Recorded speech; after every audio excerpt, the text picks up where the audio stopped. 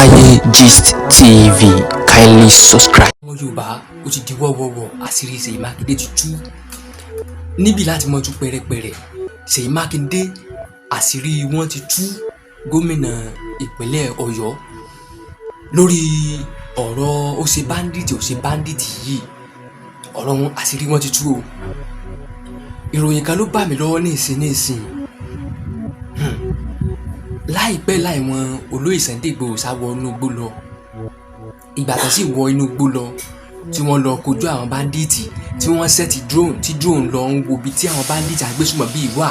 Níṣẹ́ ni Ṣèyí Mákindé gómìnà ìpínlẹ̀ Ọ̀yọ́ náà bá declare curfew àpàpàǹdodo wípé kí onílé gbélé. Nígbà tí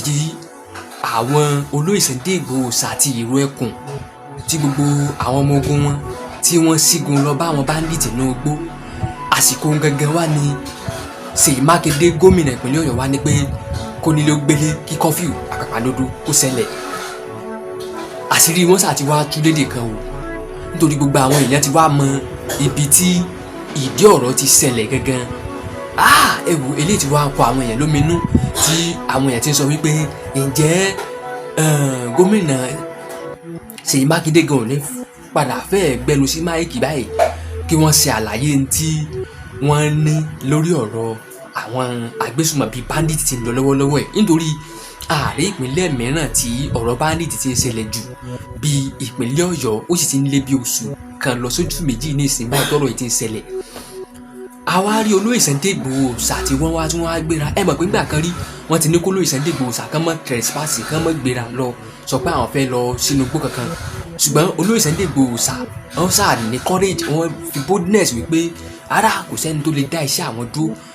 Tinubu ààrẹ orílẹ̀-èdè president ó ti sọ ọ̀rọ̀ ọ̀dà wá láti òkè làwọn dẹ̀ máa tẹ̀lé, àwọn ò gbọ́ ọ̀rọ̀ anybody.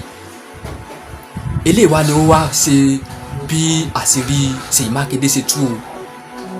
nítorí wọ́n ní nígbà tí àwọn olóyè Sunday Igboho wọnú igbó lọ tí wọ́n rìn débì kan, Mr Wisdom tẹ́ bá lọ sórí channel Mr Wisdom wọ́n tún pẹ̀rẹ́pẹ̀rẹ́ ọ̀rọ̀ níbẹ̀. Wọ́n nígbà táwọn rìn débì kan àwọn orin o wọ́n fẹsẹ̀ rí o, wọ́n drive mọ́tò ni o, wọ́n drive mọ́tò débì kan. Wọ́n ní ìṣòro táwọn fi drive nínú ìgbà táwọn dé Old Ọ̀yọ́ Park yìí, Old Ọ̀yọ́ Park làwọn yẹn ń tẹnu mọ́. Wọ́n ní ibì kan tún wá wà táwọn fi mọ́tò rìn, kì í ṣe pé àwọn fẹsẹ̀ rìn o, 30 minutes ọgbọ̀n ìṣẹ́jú làwọn fi wa mọ́tò kọjá agbègbè ìgbèríko nínú Old Ọ̀yọ́ Park yìí. Wọ́n ní àwọn ṣe ibi pé igbó làwọn ṣe kàn ní. Wọ́n ní ní táwọn kàn ilé ni o. Wọ́n ní kódà níbi bẹ̀ gan àwọn èèyàn kíra wọn lọ pé ẹ bó ni ẹ kójúmọ́ o, afẹ́ra nǹkan o, afẹ́ra gbá o. Wọ́n ní bí àwọn èèyàn ṣe ń gbé ilé ayé náà làwọn bẹ̀ náà ṣe ń gbé o, bí táwọn tó ń rìn táwọn tó kàn pé wọ́n àwọn yóò ṣe wọ́n sọ pé àwọn báńdíìtì agbésùmọ̀bí ṣé inú igbó náà ń gbé ni, sẹ́fún ò ní mọ̀ jẹ wọ́n ṣe kíní kan ò ní mọ̀ ṣe wọ́n ṣe gbàgùn sáwo kan ò ní mọ̀ ṣe kókó bá ṣàṣù. Àṣé irọ́ ni àṣàwọn gan níbi tá ń gbé tó jẹ́ bí ìgbèríko nínú ibẹ̀ tí wọ́n ti kọ́lé sí tí wọ́n ti sọ di àwùjọ ibi tá ń gbé. Tó bá kàn ti fẹ́ ya fídíò fọ́nrán iná máa ń kó àwọn tó bá ti jí gbé wá sí inú igbó láti fi hàn pé inú igbó làwọn wà o. Ní gbogbo ẹ̀ jùlọ wọ́n sáà ní pé bí kulé ọba pa ni tòlẹ̀ ọ̀lẹ́ balẹ̀ àjòjò sílé mọ́ sàárè àfojú. Wọ́n ní kí Ṣèyí Mákindé kí wọ́n wá jẹ́wọ́ ọ̀rọ̀ kan wá sọ nípa ní tẹ́ bá mọ̀ nípa ọ̀rọ̀ ó ṣe agbésùmọ̀bí kò ṣe agbésùmọ̀bí kó tó di pé palaba ó ṣègi o. Kò jẹ́ bó ṣe jẹ́ o, bí a ṣe ń jábọ̀ ọ̀rọ̀ yìí náà ni ẹ tó wá farabalẹ̀ ká tún wá sọ nígbà táwọn Mr Wisdom channel torí àwọn náà jọ lọ síbi ojú ogun yẹn, so wọ́n ya fídíò gbogbo fọ́nrán yẹn bó ti ń ṣe náà. Àwọn kan tó sọ pé bóyá fíìmù náà yà pẹ̀lú ṣe fíìmù kì í ṣe fíìmù ó ń ṣẹlẹ̀ gẹ́gẹ́ ní o, bá a ṣe ń lọ síbẹ̀ live and direct. Wọ́n ní Mr Wisdom fi ń ran gbogbo wa tí a dẹ̀ ń wò tá a dẹ̀ ń confirm ẹ̀ pé olóyè Sunday Igboho àwọn deliver tó tọ́. Ẹ wo àṣírí sáà ti tú. Bó wá jẹ́ Ṣèyí Mákindé wá lọ́wọ́ nù rẹ̀ ni bí Ṣèyí Mákindé ò lọ́wọ́ nù rẹ̀ ni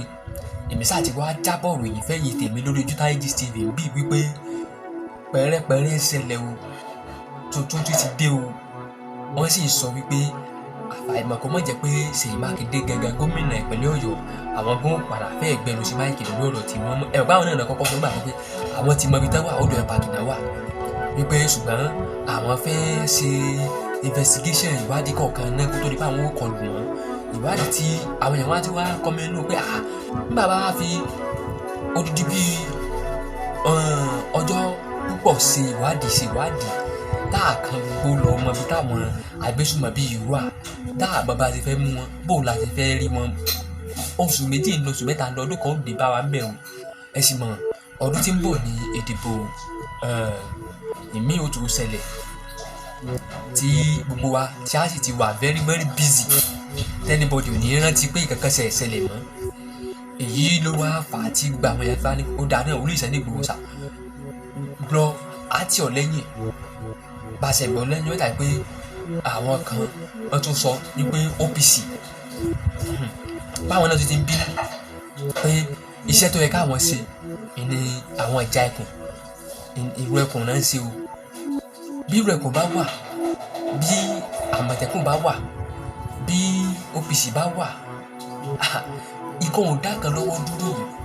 ó yẹ kí gbogbo wọn sí kí gbogbo wọn sọwọ́pọ̀ kan fi mọ̀ sọ́kàn ni ẹ má jà mọ́ sọ pé afẹ́ mọ tó àṣírí ẹnìkan àbáfẹ́ yẹ̀yẹ́ ẹnìkan ara o ẹnìkan ò gbàjẹ́ lẹ́nu ẹnìkan o àwọn ilé ìwọ́nú gbòòrì sáàfù lọ ni o wọ́n lọ rèé kojú bá nìtì ẹni o iṣẹ́ tí àmọ̀tẹ́kùn ń ṣe ó yàtọ̀ sí iṣẹ́ tí ìrù ẹkùn ń ṣe bọ̀ sí gbogbo bá fọ́ sọwọ́pọ̀ náà kò sí tó burú ń bẹ̀ ẹ má jẹ́ kí a di ọ̀tá láàrin ara wa ẹ má jẹ́ ká fa ìjà láàrin ara wa kò jẹ́ bó ṣe jẹ́ o bóyá ọ̀rọ̀ yóò wá ṣe wá lójútùú bí ò ṣe ní di pé yóò dàrú làwa ìdí rẹ̀ láwa o ẹ má gbàgbé láti subscribe lórí Ojútáyé MB àmọ́ tún pẹ́rẹpẹ́rẹ ẹ wò ó ojúlalákàfẹ́ sọ́rí o ìta àtúgbọ̀ yìí ó tún ní agbára o bó wá dé òótọ́ bí òjò òótọ́ èmi ò mọ̀ o.